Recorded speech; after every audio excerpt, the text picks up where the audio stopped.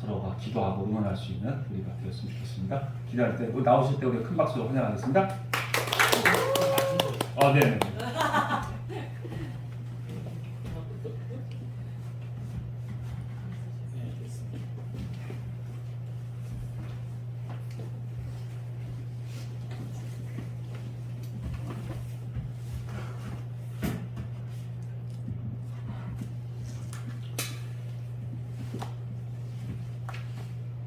기도하겠습니다.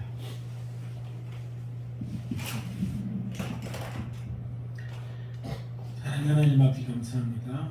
이 시간에 함께 해주시고 이 말씀 안에 은혜를 부어 주시옵소서. 감사드립니다. 예수님의 이름으로 기도합니다. 아멘. 소개받은 김봉덕 선교사입니다. 제가 2004년도에 선교훈련을 받고 몽골에 가서 태세 괜찮습니다. 2005년에 가족이 다 들어갔어요. 2004년도에 계획을 잡고 2005년도에 몽골에서 NGO를 세워서 NGO 비자로 들어갔다가 이제 나중에 비즈니스를 조금 했는데요. 잘 안 됐고 저희가 2012년에 나왔는데 저희 나온 다음부터 사람들을 막 추방하기 시작했어요. 하나님이 추방을 안 당하게 하시고 피하게 해주셨어요. 그래서 그냥 자연스럽게 나왔고 비자를 연장을 안 해주고 좀 어렵게 돼서 포기하고 나와서 다시 비자를 신청했는데 계속 안 돼서 다시 들어가려고 했어요. 사실은. 그런데 안 됐습니다.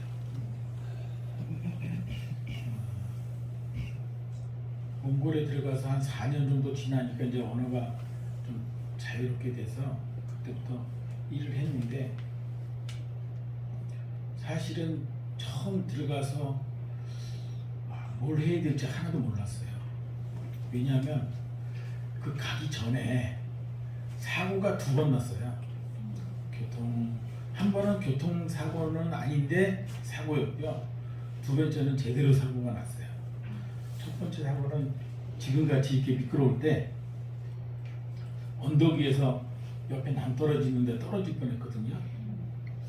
근데 그때 제 차를 탄 게 아니라 IMF 이후에 제가 일이 좀 힘들어서 그 물류차를 그 3.5톤 탑차를 운전했는데 그게 떨어질 뻔했어요. 그래서 손 번쩍 들고 항복을 했죠. 항복을 했는데 떨어지지 않았어요. 이 끝트리에서 여기 바퀴가 2개가 이렇게 걸려 있었고 떨어지지 않았어요. 떨어지면 별로 다치지 않아요. 남떨어지가 한 3m밖에 안 되는 거라. 근데 차 망가지고 뒤에 짐 실린 거 물건 망가지고 저도 뭐 좀 다칠 수도 있고 일이 막 엉망이 될 건데 하나님이 이렇게 만세하고 살려주세요 하니까 항복을 하니까 요 끝에 딱 세웠어요. 그런데 미끄러질 때 그 차선을 가로질러서 이렇게 섰어요. 1차선 2개 도로인데 3.5톤이 있으니까 앞에 갈 수 있는 차는 티코보다 좀 큰 차까지 될 정도, 뭐 프라이드 정도까지 다닐 정도, 그 이상 차는 못 지나갈 정도. 이 폭이 좁았어요. 건드리면 떨어지니까 누가 오지도 못하고 양쪽에 길이 다 막혔었어요. 한 2km 정도 길이 완전히 막혀. 한 40분 동안 거기 서 있었거든요. 그랬는데 하나님이 항복을 했기 때문에 그래도 시간을 끌으셨어요. 굉장히 오래 끌었어요. 항복을 했는데도. 근데 항복할 때 옛날에 교회 다니면서부터 그때까지 그 사진들이 막 지나가더라고요. 그러고 나서 그 위쪽에서 내려오는 큰 차 중에 트레일러 와이드가 있었어요. 거기 포크레인이 있었는데 그 와이드는 차선보다 좀 크거든요. 근데 거기에 포크레인은 굉장히 큰 거였어요. 전 처음에 안 보였는데 한 40분 지나니까 누가 내려오는 거예요. 그러더니 줄을 내려서 저를 그 언덕 위로 쑥 올려주는 거예요. 그 포크레인이 이게 기니까 줄을 매서 쑥 올렸는데 그 미끄러운데 빼고 그 위쪽으로 언덕으로 당겨서 올리더라고요. 한 40분 정도 브레이크해서 놓을 수가 없는 거예요. 놓으면 떨어질 것 같아서 그냥 완전히 다리가 그냥 꽉 물릴 정도로 있었는데 한 40분 지나서 싹 빼줬어요. 그 물류창고가 바로 옆에 있었거든요. 거기서 사람들이 왔다 갔다 하고 막 그랬는데도 제가 그 당시에 카센터 하고 있었는데 제 아는 애가 그 레카차를 하거든요. 대형 레카를. 이 소형으로는 이걸 3.5톤을 짐 실린 걸 못 들어요. 큰 차를 레카하는 대형 레카하는 친구한테 전화를 했는데 양쪽에 길이 막혀서 못 들어온다는 거예요. 그게 방법이 없었는데 그 위에 있는 차가 자기가 해결해요. 자기밖에 해결할 사람이 없었던 걸 알았어요. 자기도 가야 되니까. 그리고 올려주고 나서 그냥 일하러 갔어요. 40분 늦은 거 외에는 아무 일이 없었어요. 저만 항복시키고 저만 충격받았어요. 아니 그 회사도 다 알죠. 문제가 됐던 거 아는데 해결이 됐으니까 아무 일도 없었죠. 그리고 두 번째 사고는 자유로에서 났어요. 그때가 2003년도일 거예요. 2003년도인데 제가 몽골 가기로 결정하고 그 드라이버 하나 들고 기도하시던 분이 있어요. 몽골에 가서 기술사역을 한다고 그런 몽골 선교사님이 있었는데 그분을 강남에 있는 어느 교회 엔지니어링 선교회라고 있었어요. 거기 가서 만났어요. 그래서 저희가 카센터 정리하고 거기 물건들이 있었는데 그 마음대로 뜯어가라고 그래서 그분이 이걸 다 뜯어가셨어요. 그러고선 그거 써지도 못했어요. 몽골에게는 어떻게 되는지 몰라요. 근데 그 사람을 그 다음번에 만나러 가기 위해서 그 왕십리 교회 부목사 했던 박동아 목사가 이제 신대원 다니고 있을 때 저하고 같이 조그만 차로 자유를 해서 경기도 광주로 가려고 그때 제가 스테렉스가 있었는데 지방으로 가니까 기름값 적게 드리려고 와이프가 타는 티커로 타고 갔네요. 야 그게 그렇게 될 줄 몰랐어요. 자유를 90km에서 100km 사이가 이제 정석주행이니까 잘 가야지 그러고 가고 있는데 갑자기 여기 빨간 그 시외버스인가? 좌석 버스 있죠? 그게 내 차선을 이렇게 딱 가리는 거예요. 딱 요 가리는데 0.5초밖에 안 걸렸어요. 근데 피하려고 생각을 했는데 보니까 차가 안 움직이네. 옆에 차가 하나 더 있었어요. 옆에가 갤로퍼였어요. 그러니까 그 버스 그 가운데서 뒤쪽 부분에 제가 끼었고 앞에서 확 가렸으니까요. 옆에 찝차가 있었고 근데 그렇게 붙은 상태로 한 2km 정도 나갔어요. 근데 그때 다른 분들은 다 모르셨는데 우리 둘만 알았어요. 차 문이 점점 이렇게 가까이 오는 거예요. 그래서 여기 탔어요. 그래서 하나님한테 막 화를 냈죠. 이게 뭐예요 이게. 그냥 이렇게 조금만 더 가면 죽겠는 거예요. 피할 데가 없어요. 위에 뚜껑 있는 차도 아니고 몸이 양쪽으로 끼었으니까 움직이지도 못해. 꼼짝만 하고. 근데 한 2km 가서 섰네요. 근데 안 죽었어요. 몸이 하나도 안 다치고 차는 폐차했어요. 차값보다 견적이 너무 많이 나와가지고 폐차했어요. 근데 그때 이후로 제가 계속 지금도 혈압약을 먹고 있어요. 그때 좀 뚜껑이 열렸었거든요. 사실 막 올라서. 왜냐하면 버스가 차선을 가렸잖아요. 계획도 없이 갑자기 가려서 저를 밀어붙였기 때문에 전 죽을 뻔했잖아요. 옆에 사람은 어떻게 생각하는지 전 대화를 안 해봤어요. 너무 놀래가지고 창문이 이렇게 싹 밀려오니까 쭉 밀리니까 그 버스와 갤로퍼 사이에서 티코가 무슨 힘이 있어요. 진짜 이렇게 눌린 거예요. 가면서 이렇게 쫙 이렇게 오는데 답이 없는 거예요. 얼마나 갈지 모르니까. 그런데 한 2km 가서 서서 분리가 됐네요.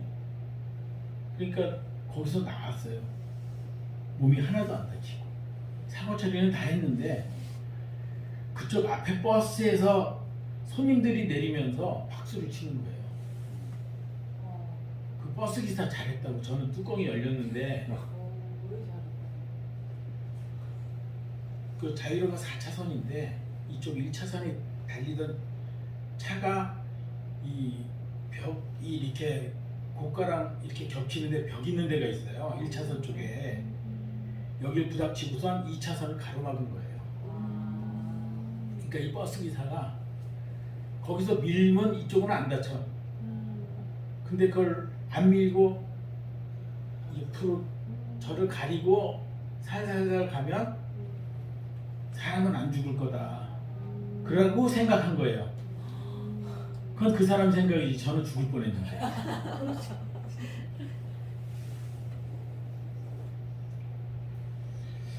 근데 살아있을 때 뭐를 해야지 죽은 다음에는 의미가 없어요.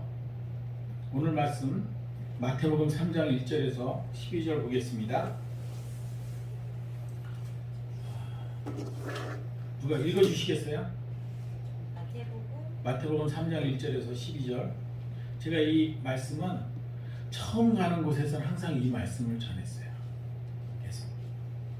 어쩔 수 없이 여기서도 이 말씀을 먼저 전합니다. 읽어주세요. 그때 세례 요한이 이르러 유대 광야에서 전파하여 말하되 회개하라 천국이 가까이 왔느니라 하였으니 그는 선지자 이사야를 통하여 말씀하신 자라 일렀으되 광야에 외치는 자의 소리가 있어 이르되 너희는 주의 길을 준비하라 그가 오실 길을 걷게 하라 하였느니라. 이 요한은 나타털 옷을 입고 허리에 가죽띠를 띠고 음식은 메뚜기와 석청이었더라. 이때 예루살렘과 온 유대와 요단강 사방에서 다 그에게 나와 자기들의 죄를 자복하고 요단강에서 그에게 세례를 받더니 요한이 많은 바리새인들과 사두개인들이 세례 베푸는 대로 오는 것을 보고 이르되 독사의 자식들아 누가 너희를 가르쳐 임박한 진노를 피하라 하더냐. 그러므로 회개에 합당한 열매를 맺고 속으로 아브라함이 우리 조상이라 하고 생각하지 말라. 내가 너희에게 이르노니 하나님이 능히 이 돌들로도 아브라함의 자손이 되게 하시리라. 이미 도끼가 나무 뿌리에 놓였으니 좋은 열매를 맺지 아니하는 나무마다 찍혀 돌에 던져지리라. 나는 너희로 회개하게 하기 위하여 물로 세례를 베풀거니와 내 뒤에 오시는 이는 나보다 능력이 많으시니 나는 그의 신을 들기도 감당하지 못하겠노라. 그는 성령과 불로 너희에게 세례를 베푸실 것이요 손에 키를 들고 자기의 타작 마당을 정하게 하사 알곡은 모아 곳간에 들이고 축정이는 꺼지지 않는 불에 태우시리라. 아멘. 여기에서 이 말씀이 굉장히 많은 걸 갖고 있는데 중요한 메시지들이 많이 있어요. 여기 저는 창세기부터 계시록까지 얘기 중에 딱 줄이면 이 12절로 얘기할 수 있다고 저도 개인적으로는 생각하고요. 저는 처음 말씀 전할 여기에 핵심 구절은 8절이라고 저는 생각을 해요. 다 같이 한번 8절 읽을까요? 회개에 합당한 열매를 맺고. 네. 예수 믿는 사람은 이게 필요합니다. 이게 없으면 믿는지 안 믿는지 구분이 안 된다는 거예요. 그 뒤에 다 설명이 있잖아요. 그렇죠? 회개에 합당한 열매를 맺지 않으면 예수 믿었냐? 교회 다니냐? 이걸 물어볼 필요가 없어요. 물어볼 필요가 없어요. 내가 주님 안에 내가 주님이 내 안에 이런 얘기 무슨 화려한 얘기를 많이 해도 이 회개에 합당한 열매가 없으면 얘기할 필요가 별로 없어요.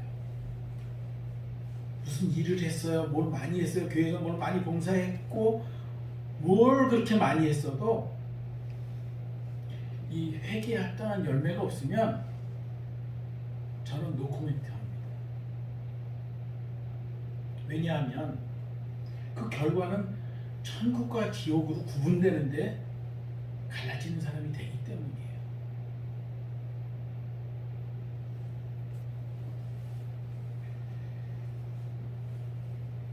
이 세례 요한이 광야에서, 우리가 광야에 가서 하나님을 만나야 하는데 그 소리를 들어야 하는데 듣지 않고 살면 회개에 합당한 열매를 내줄 수가 없어요. 이 세례 요한이 말한 3절이 저는 중요한 포인트가 하나 있는데, 회개에 합당한 열매를 맺고자 하는 사람은 이 일을 해야 돼요. 광야에서 외치는 자의 소리가 있어 이르되 너희는 주의 길을 예비하라, 그분의 행로들을 곧게 하라. 예수님이 오신 다음에, 부활하신 다음에 우리에게 한 메시지가 여기 그대로 다 있어요. 이때는 예수님 오기 공생이 하시기 전인데 불구하고 이 메시지는 오늘날 우리가 해야 될 일들을 말하고 있어요. 회개에 합당한 열매를 맺는 사람은 주님의 길을 예비하는 사람입니다. 주님의 길을 곱게 하는 사람입니다. 주님이 오실 걸 준비하는 사람들이기 때문에 그 열매를 맺으면 당연히 하나님과 함께 천국에서 함께 예배하고 하나님께 영광 돌리면서 살게 되겠죠.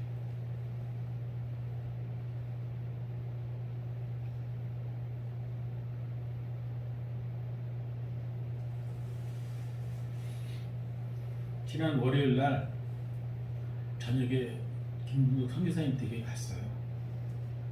저녁에 갔는데 거기에 그 몽골 MC 두 분이 계셨어요. 여자분이. 근데 갑자기 저녁을 먹고 나서 그 선교사님이 저한테 그러는 거예요. 예배드리자고. 무슨 이런 말고 말도 한 적이 없으면서 갑자기 그 얘기를 하는 거예요. 근데 뭐 집으로 가겠다고 막 도망 나올 수도 없고 그래서 그냥 몽골 찬양을 좀 하고. 근데 사실은 12년에 나와서 지금 22년이잖아요. 몽골어를 무지하게 많이 잊어버렸습니다. 근데 한 3, 4년 전까지는 그래도 많이 생각났는데 최근에 저 캄보디아어가 늘면서 확 다 잊어버리는 거예요. 처음에 말하려고 그러면 전에는 캄보디아 갔는데도 몽골어가 계속 나왔는데 반대가 됐어요. 지금은 캄보디아가 먼저 나오려고 막 그러니까 뭐 대화를 할 수가 없는 거예요. 생각도 안 나고. 찬양은 책을 보면서 참배목을 보면서 찬양을 했어요. 몇 개 부르고 말씀 미리 정하지 않았는데 어떡하지? 이게 또 문제예요. 성경을 탁 제꼈더니 누가복음 16장 19절에서 31절이 딱 보이는 거예요. 부자와 나사로 뭐 나사로 하여튼. 근데 그 말씀을 그냥 읽는데 우리들이 천국에 이 사람 두 사람이 왜 천국 가고 지옥 갔는지에 대한 설명이 거기 자세히 없어요. 근데 하나님이 그냥 저한테 이런 생각이 나게 하셨어요. 그 당시에 이스라엘 민족은 다 하나님을 믿었는데 왜 천국에 못 갔지? 왜 그 부자는 천국에 못 갔을까? 생각이 났어요. 그냥 하나님의 사랑이 없었습니다. 하나님의 사랑이 없으니까, 하나님의 뜻이 없으니까 갈 수가 없었던 거예요. 두 번째는 하나님의 말씀이 없었어요. 말씀은 성경책에 있죠, 당연히. 그게 내 안에 들어오지 않은 거예요. 세 번째는 뭐냐면 그 하나님의 사랑과 그 말씀으로 살아본 적이 없는 거예요. 부자는. 그러니까 그 동생들도 구원받을 수가 없는 거예요. 왜냐하면 죽었다 깨어난 사람이 가서 전하면 그 사람들이 구원받을까요? 안 믿습니다. 오늘날도 예수 안 믿는 캄보디아나 예수 옛날에 믿었던 러시아나 몽골이나 안 믿어지는 거예요. 정말 신기한 거는 복음을 전해도 안 믿어지는 게 기적이에요. 믿을 수가 없는 거예요. 마음이 안 열리는데. 마음이 안 열려요. 받아들일 수가 없어요. 복음 전하는 사람은 그 마음이 열리기 위해서 사전 작업이 굉장히 많이 해야 된다는 거를 알고 있어야 되고 현지에 가서 살아보면 알 수 있어요. 10년 했는데 뭐가 없는데요. 20년 됐는데 조금 있는데 뭐 이렇게 다 얘기하죠. 왜냐하면 농사 짓는 사람이 땅을 기경하지 않고 그걸 곱게 갈아엎지 않고 잡초 다 제거하거나 거름을 주거나 이 많은 일들을 사전 작업을 하지 않고 씨를 뿌리는 거 본 적 있으세요? 없죠. 근데 교회에서 목사님들은 기경을 안 하고 씨를 뿌려. 어디서 배웠는지 저는 잘 몰라요. 근데 그런 방법을 쓰시는 분들이 꽤 많으셔요.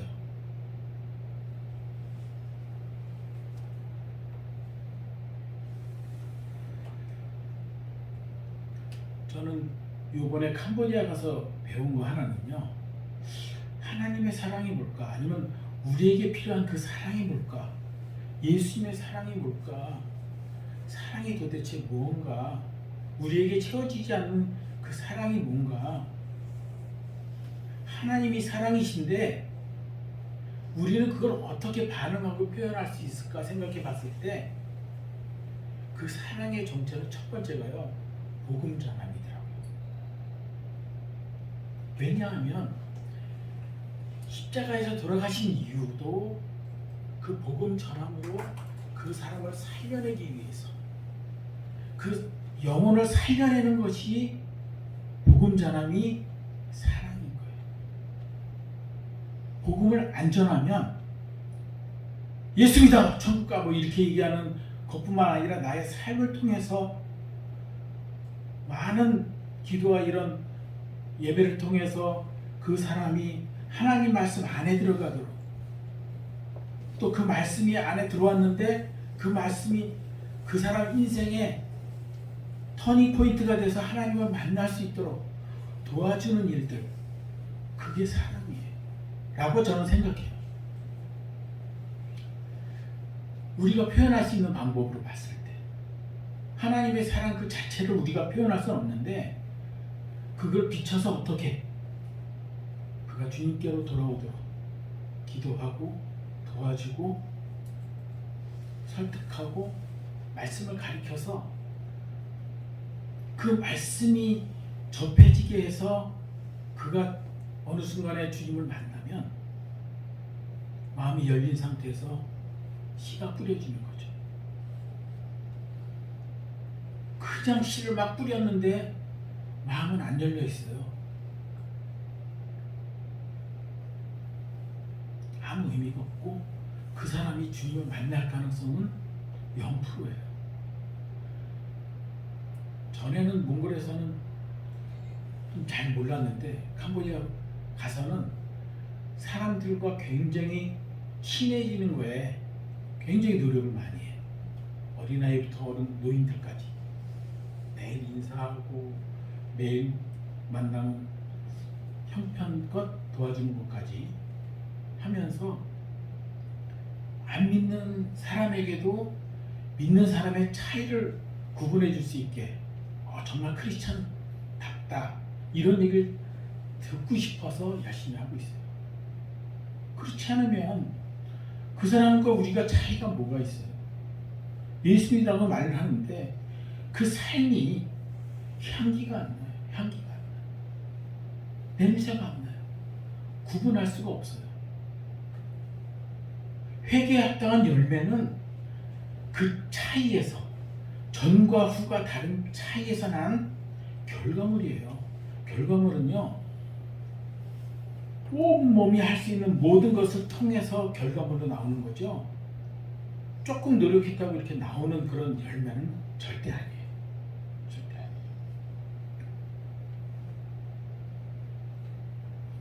이스라엘 민족이 하나님을 믿었는데 구원 못 받는 것처럼 오늘날 교회가 어떨까요? 우리 교회인 우리가 어떤가요? 그 회개에 합당한 열매를 맺기 위해서 노력했나요? 당연하죠. 여기 계신 분들은 그렇게 사는 사람이니까.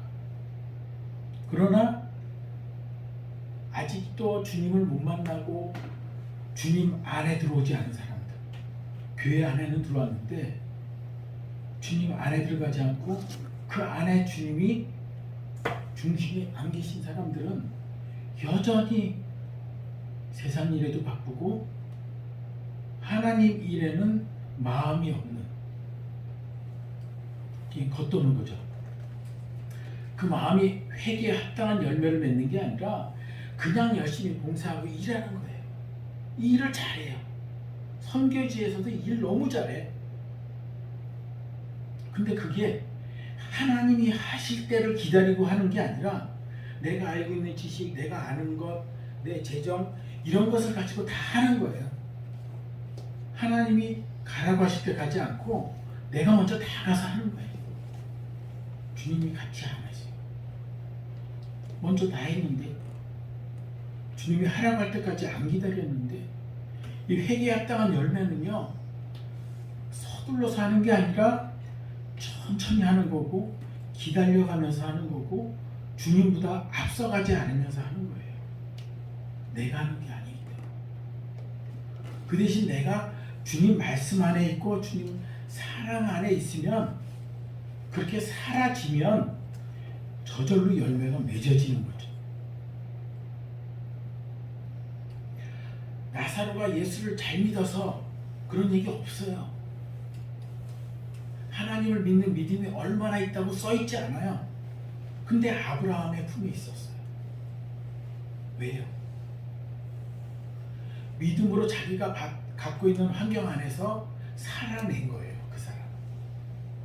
부자는 자기가 할 수 있는 많은 말씀에서 뭐 가난한 사람 나눠줘라, 뭐 귀퉁이는 답하지 않고 가난한 사람이 가져갈 수 있게 하라고, 뭐 여러 가지 많은 좋은 일을 하라고 얘기한 하나님의 말씀으로 안 살아내서 천국에 못 간 거예요. 오늘날도 똑같죠. 오늘날도 선한 일을 하는 게, 착한 일을 하는 게 아니라 하나님의 뜻을 따라서 하는 거잖아요. 회개에 합당한 열매를 맺는 것도 첫 번째는 복음 전하는 거죠. 여러분이 잘 하고 싶은 거.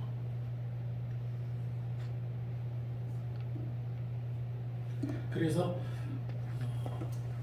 열매가 지금 없더라도, 다른 사람이 씨를 뿌린 거라도 저는 물을 주는 사람이 되고 싶은 거예요.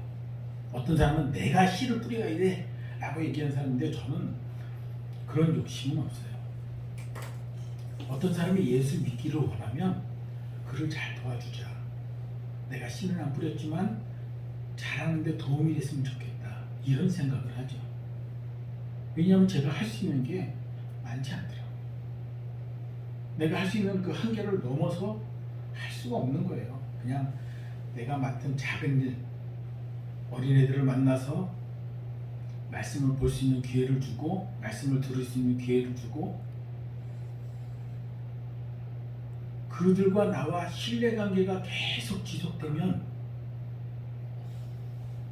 어느 날 거기서 한 달에 한 번 정도는 아이들하고 자전거를, 하이킹을, 사이클을 타고 저 산에 갔다 오거든요. 한 13km 되는, 왕복 13km 정도 되는데 같이 타고 갔다 와요. 평생 얘네들이 나를 보고 같이, 나를 신뢰해서, 어린이끼리 가면 불안하니까 나를 신뢰해서 거길 가자고 좋아하거든요. 그래서 같이 다녀와요. 그렇게 인생을 살았으면 좋겠다. 내가 뭐 이렇게 특별히 뭐 이렇게 해준다기보다는 얘네들이 잘하는 거를 돌봐주고 같이 가주는 거. 그 동행을 하면서 하나님 말씀 안에서 내가 살아야겠다. 그걸 보고 얘네들이 결국에는 나도 선생님처럼 예수 믿어야겠다라는 때가 오지 않을까. 그렇게 기도하고. 아멘. 그래서 이 몽골 사람들에게도 마찬가지예요. 하나님의 말씀, 하나님의 사랑이 있어요. 있는데 그걸로 살아내질 않아요. 여러분들은 그렇게 살기를 원하셔서 여기 있고 또 그렇게 살기 위해서 나아가는 거죠. 하나님이 너무 기뻐하실 것 같아요. 그래서 여러분 속에 하나님의 역사하심이 드러나지는 그런 하나님이 함께 역사하시는 그런 장면들을 만나시기를 소망합니다. 저는 2006년도에 내몽골 전도여행 가서 하나님이 하시는 걸 봤어요. 그때는 이제 간지 1년 좀 넘었을 때라 제가 할 수 있는 게 거의 없었어요. 샌베노 말고는 단어가 발음이 어려워서 귀에 안 들어오는 거예요. 근데 학원에서는 문법을 빨리 진도를 나가더라고요. 근데 제가 젊지 않았으니까 그때도 45이었는데 이게 막 젊은 애들 같으면 빨리 따라가겠는데 저는 발음을 잘 해야 되는데 발음을 안 배우고 문장을 막 나가는데 영어 안 된 것처럼 똑같이 몽골어도 안 되는 거예요. 야, 트라우마가 있어요.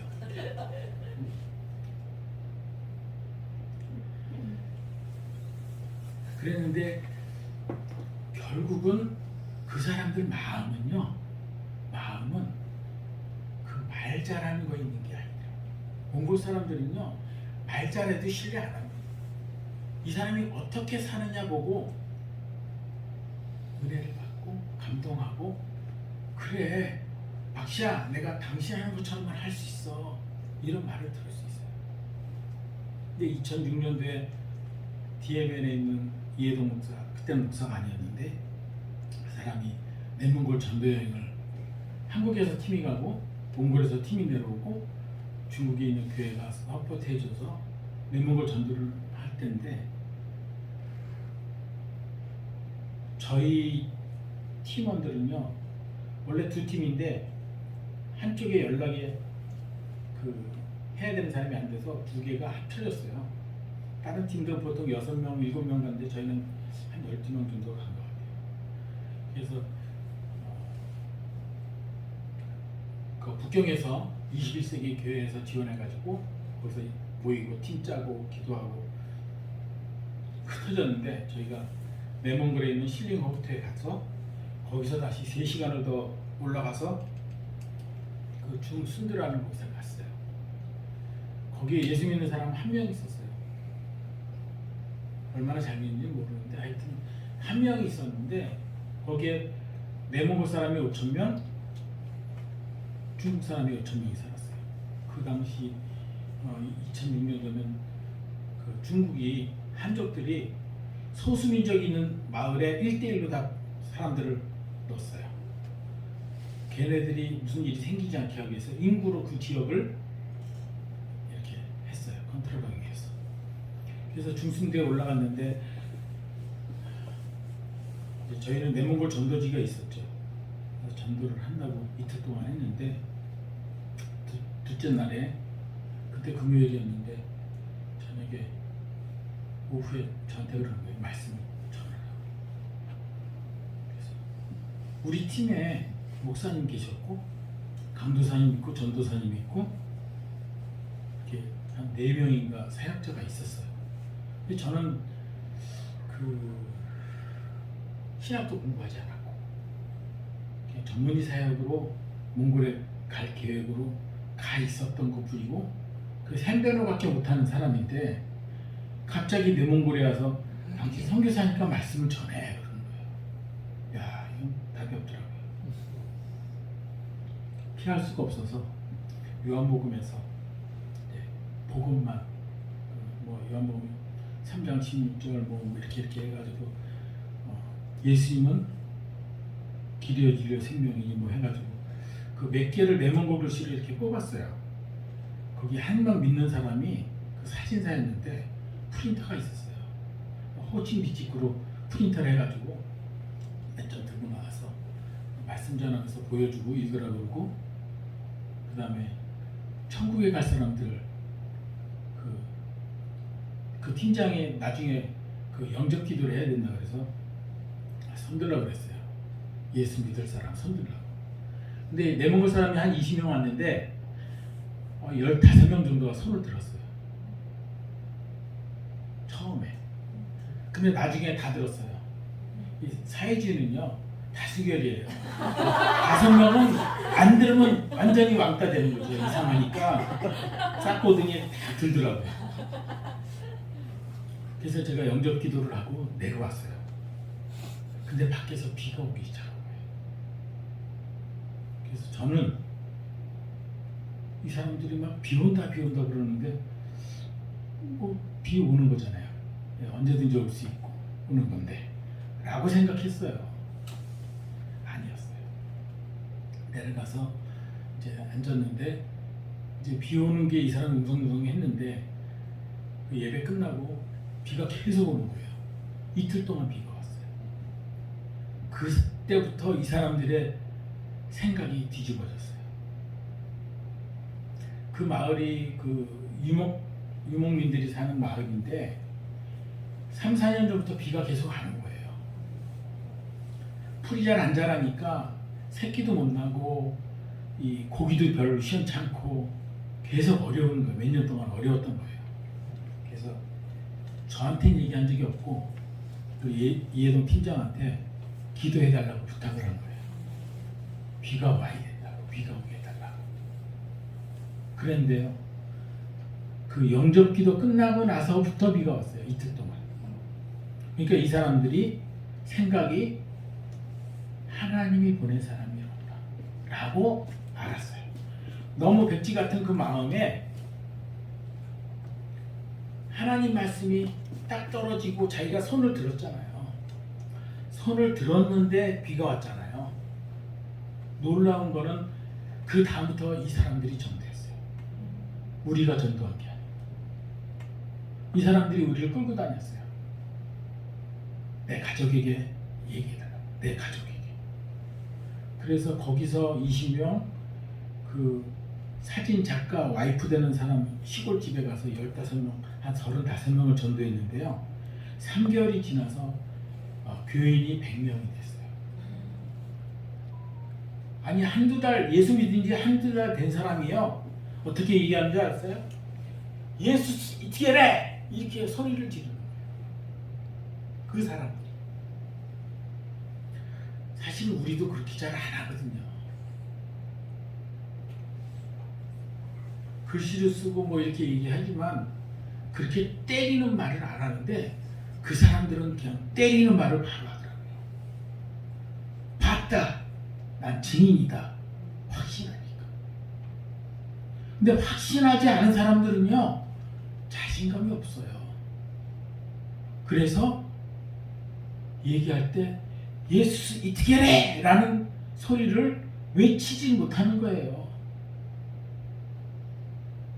어떻게 평생 예수 믿었는데 이 사람들은 한 달, 2달 된 사람보다 못한 거예요. 왜냐하면 이 사람들은 100%입니다. 100%. 저희는 99%, 98% 이렇게 믿는 것 같은 거예요. 왜냐하면 뒤에 끝에 뭐가 이렇게 조금 남아 있어요. 그 신뢰에. 왜냐하면 경험이 없어서. 주님을 만나서 주님이 하신 걸 보지 않아서 증인이 될 수 없는 거예요. 아니 말씀은 너무 좋아. 이해돼. 알겠어. 근데 그게 내 거가 안 되는 거예요. 그래서 선교지를 가야 되는 이유가 주님을 만나기 위해서라는 거예요. 그 사람들 복음 전하는 거는 우리가 해도 그 사람들 몰라요. 못 알아들어요. 사실은 저 사람들이 뭘 얘기했는지 모른다고요. 그걸로 어떻게 금방 접수가 되겠어요? 안 됩니다. 근데 거기 가서 내가 주님을 만나기 위해서 가는 거거든요. 하나님이 나에게 어떻게 역사하실까? 하나님이 이곳에 어떻게 하실까? 나에게 어떤 은혜를 주실까를 보려고 가는 거죠. 그래서 저는 몽골에 간 지 1년 넘어서 그 일을 경험하고 바뀌었죠. 교회에서 봉사 많이 있죠. 저도 일 많이 있죠. 근데 그때 이후로는 생각이 바뀌었어요. 야, 45년, 46년 사는 게 교회는 다녔지만 예수 믿은 건 아니었구나. 믿는다고 생각한 거로구나. 믿는 삶은 아니었던 거예요. 여러분들도 하나님이 나에게 하시는 일을 경험하기를 소망합니다. 그래서 광야를 가기를 권하는 겁니다. 선교지를 가보기를 권하는 겁니다. 그냥 일주일 가는 거 말고 6개월 가는 거 말고 1년 가는 거 말고 내 인생을 걸고 1년이든 2년이든 몇 년 안에 경험할 수 있으니까 던지는 거예요. 거기 가서 가보는 거예요. 그래야 주님을 만나지. 주님이 나를 통해서 아니면 다른 사람을 통해서 직접 그곳에 역사하는 것을 경험하죠. 회개의 땅은 열매는 터닝 포인트는 교회 다녀서 생기는 게 아니에요. 주님을 만나야 내가 직접 만나서 내 주님 나의 하나님이 돼야 되는 거죠.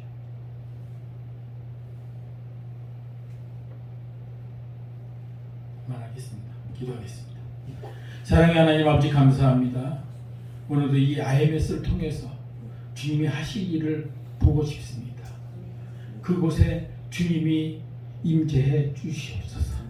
그래서 저희가 주님을 만나고 주님이 하실 일들을 경험케 하여 주시옵소서. 저희의 증거가 되어 주시옵소서. 감사드립니다. 예수님의 이름으로 기도합니다.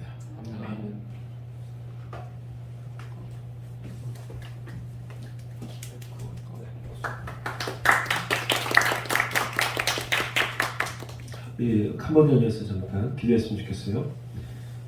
우리 캄보디아에 이번에 가서 또 이번에는 그 버짬 마을에 또 축구단을 만들기를 원하고 있어요. 너무 그동안 축구 사역을 했던 데는 거리가 너무 멀습니다. 한 15km 이상 가기 때문에 이번에 버짬 마을에 축구단을 좀 만들려고 하는데, 그래서 계속 지속적으로 아이들을 모집하고 또 하나님을 만날 수 있도록 이제 자리를 마련하려고 해요. 우리가 축구단 만들려고 하는 그 일에 함께 해주시기를 하나님께 또 간구했으면 좋겠고요.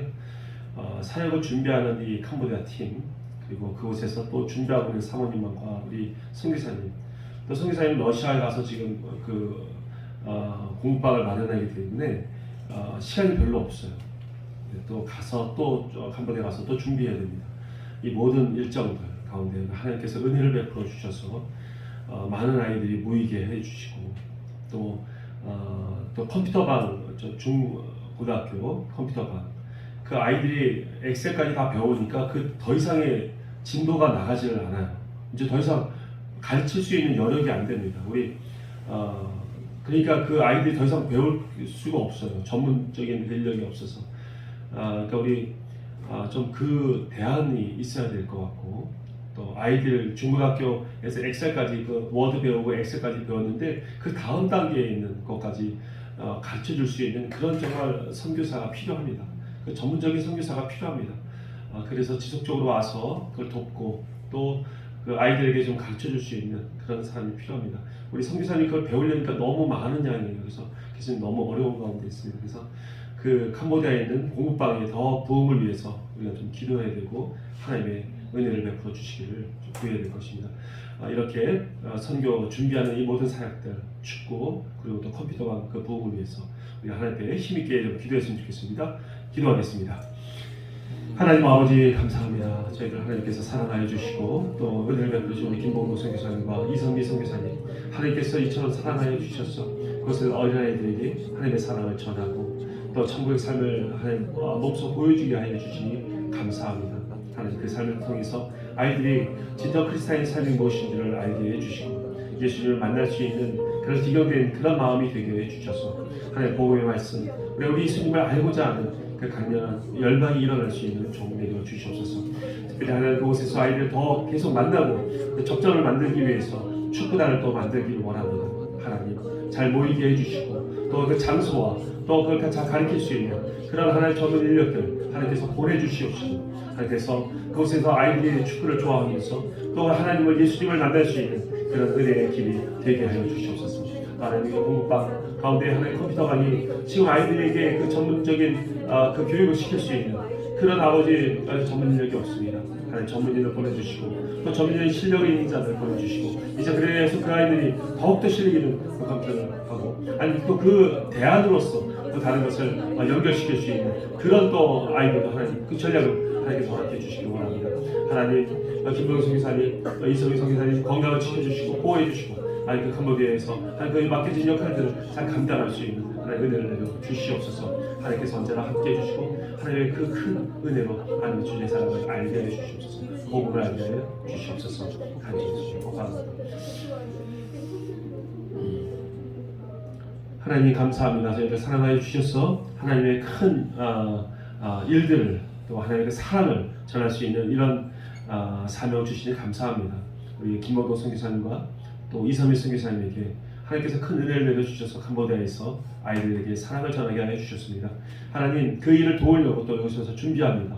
하나님 준비하는 모든 과정들 IMS 그 캄보디아 팀 가운데도 하나님 은혜를 내려주시옵시고 또 그곳에서 준비하고 있는 우리 선교사님 네 분에게도 은혜를 내려주시고 더 많은 사람들 아이들이 그곳에 모여서 함께 하나님의 복음을 받을 수 있는 은혜를 허락하여 주옵소서. 모든 이번에 일어나는 모든 2월달에 일어나는 사역들이 하나님의 은혜 가운데서 아름답게 펼쳐지고 또 그것을 견고하게 만들 수 있는 하나님의 은혜가 임하게 하여 주옵소서. 감사와 찬양과 경배를 올리며 예수님의 이름으로 기도드립니다. 아멘. 아멘. 너무 감사드리고 우리 건강하셔야 되는데 우리 선교사님이 다리가 많이 아프세요. 그러세요. 그래서 다리가 막 점점 쉬워집니다. 이렇게 원래 휘어있던 거 원래 해서 위에서 하중에 눌러줘고 더 맨 처음에 하중에 눌러갖고 키가 작아지셨는데 그다음에 더 누르니까 이게 다리가 이렇게 해졌어요. 그래서 여기 다리가 안 아플 수 있도록. 잠깐 이게 네네. 말씀 전하는 거 말고 해야 될 게 있는데 네. 영상 영상 잠깐 틀어주고요. 설명을 좀 하겠습니다. 저희 끊으죠.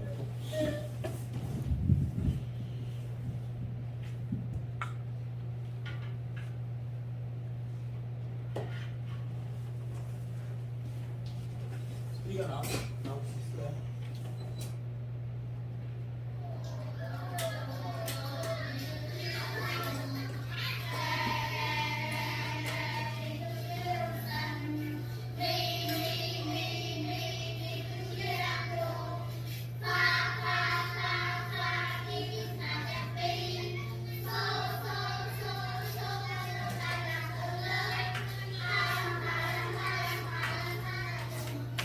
네, 듣고요 저쪽.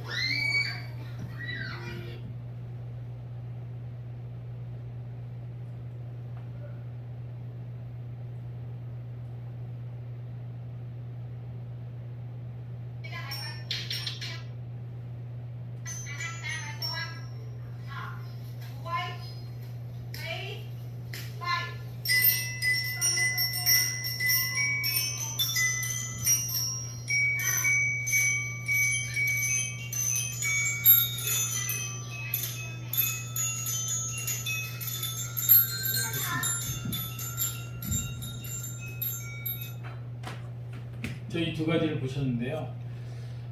캄보디아의 선교사님들 중에 어린이 사역하는 사람이 200명이 넘어요. 유치원부터 고등학교까지 하시는 분들이 많고 저도 몽골에서 나올 때 하나님이 말씀을 주셔서 어린이 사역을 하라고. 근데 한국도 마찬가지인데 그 다음 세대들이 준비가 안 돼가고 소멸돼 가는 거예요. 한국이. 근데 이쪽 지역은요. 한 집에 보통 2명에서 5명 있어요. 아이들이. 그리고 몽골에서도 경험했지만 7살이 넘으면요.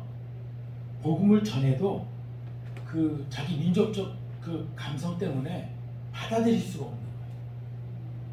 언제 받아들이기 제일 좋으냐? 7살 되기 전에 말씀을 드려야 돼요. 7살 되기 전에 복음에 오픈돼야만 받아들일 가능성이 굉장히 높은 거예요. 자기 언어, 자기 그 문화 안에는 여기도 불교적인 게 굉장히 강해요. 학교가 절 안에 있어요. 거의 다 대부분이. 요새 사립학교가 많이 생겼지만 선교사들이 세운 학교들은 다 사립학교예요. 그리고 거기서 복음을 전할 수 있죠. 근데 이 시골 내려가면 이런 데는요 안 됩니다. 동네 마을에서 다 싫어해요. 예수 믿으라고 강조를 하면. 근데 어린 애기들, 유치원 애들 이런 애들은요 상관이 없어요. 사리분별이 아직 하기 전이기 때문에 그때 말씀을 듣고 노래를 배우고 이걸 하면 그게 나에게 이렇게 젖어 있는 거예요. 그게 예수님에 대한 얘기고 이게 알게 되면 아 예수님이 이렇게 말씀하시고 이렇게 하셨구나 라고 받아들이기가 쉬운 거예요. 그래서 저희도 여기서 어린이들을 가르치고 있는데 방과후 교실이 된 이유는요, 저는 분명히 교회 없는데 보내달라고 그랬어요. 근데 하나님이 바로 100m 앞에 교회가 있고요, 뒤에 1km 앞에 교회가 있고 뭐 이렇게 원래 보통 2km 정도 떨어져서 교회를 해야 되거든요. 꼼짝 못하고 거기를 딱 떨고 놓은 거예요. 그래서 고민했어요. 거의 6개월, 1년 가까이. 이게 무슨 뜻일까? 교회 하지 말고 어린이 사역을 하라는 뜻이었고, 지금은 작년부터 현지 교회하고 같이 일해요. 그 전에 다른 교회를 다녔었는데 이제 저희 교회 같은 현지 교회가 생겼어요. 하나님 준비하셨어요. 저절로 됐어요. 그래서 제가 어제 요거를 구해왔어요. 이거 뭔지 아시죠? 네. 뭐죠? 예. 제가 여동생이 그 지역 아동센터를 하는데 이게 한 중국어 한 20개 정도 되나 봐요. 그래? 그러면 박스에 넣어서 올려보내줘 그랬어요. 저희가 그 이 실로폰도 원래 더 됐었는데 다른 게 이렇게 조금씩 나눠주니까 5세트밖에 안 남았어요. 멜로디언은 하나밖에 없어요. 그래서 좀 큰 교회, 아동부 있는 교회나 이런 데를 통해서 이거 구해달라 그러면 이거 전에 그렇게 해서 구한 거거든요. 의정부제일교회에서 부탁해가지고 거기 전도사님과 애들 이렇게 다 수거해가지고 박스로 받은 거예요. 근데 이 동남아시아는 학교, 이 초등학교에서 악기를 잘 안 가르쳐요.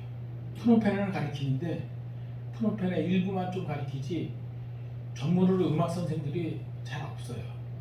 체육도 부재예요. 그러니까 체육 선생이 없어서 운동 가르치는 사람이 없는 거예요. 국민 건강 생활 체육 이런 거 없습니다. 좋아해서 배구도 하고 뭐 하기는 축구도 하고 다 하는데 체계적인 교육이 없는 거예요. 그러니까 기초 체력 훈련을 안 해요. 그러니까 그 동네 축구죠. 공 가는 데 다 몰려다니는 거. 이렇게. 그렇게 하고 있는 거예요. 음악도 마찬가지예요. 노래를 선생님이 노래 부르면 따라 들어서 외우는 거. 몽골도 그랬거든요. 캄보디아 똑같아요. 근데 이걸 하니까 매일 와서 이거 치겠다고 그러는 거예요. 왜냐하면 건반보다는 이게 접근성이 좋은 게 아이들은 두들기는 게 스트레스 해소됩니다. 이거 두들겨 패니까.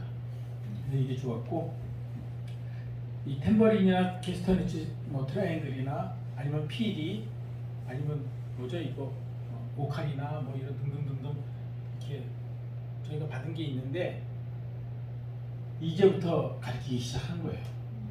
그 저번에 가서 만난 콘티어라는 자매가 지금 30살인데 딸이 14살이에요.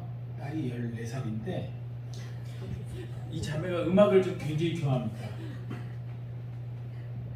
집에서 놀고 있으니까 저희 집에 와서 이제 성경 공부도 직접적으로는 안 하지만 이제 윤건 엄마 배워야 되니까 그걸 옆에서 거들으면서 공부 같이 하고 있고, 또 이거 노래 율동하고 이 건반을 실로폰을 이제 가르치고 있어요.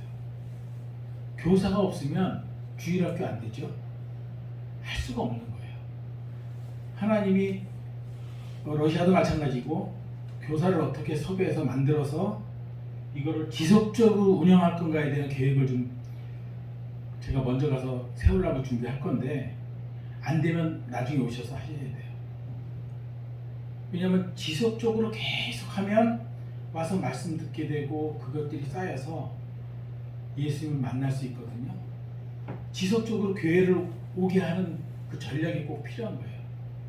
여기서는 뭐 크메어하고 영어하고 한국어 가르치고 있고 컴퓨터 가르치고 있고 이제 음악을 가르치고 있는데, 그 어린이 사역하는 그 시스템이 5년만 지나면 청소년 1000명이 되거든요.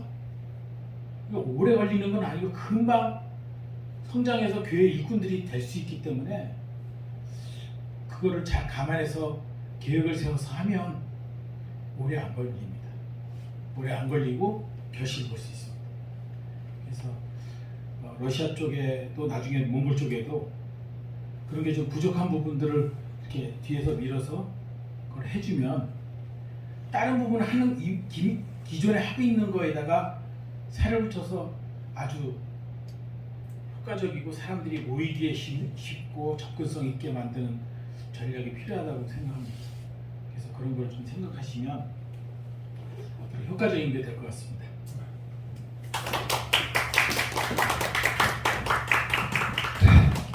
꿈이 있으시고 비전이 있으니까 여기에 좀 동참해 주시면 감사하겠습니다. 지금 잠깐 한 5분 쉬면서 이번에는 선교제별 모임을 갖겠습니다. 우리 그동안 선교제들끼리 이렇게 대화한 적이 별로 없어서 러시아 팀, 그다음에 캄보디아 팀으로 팀별로 좀 모여서 우리 좀 전략을 짤 수 있는 시간을 갖도록 하겠습니다.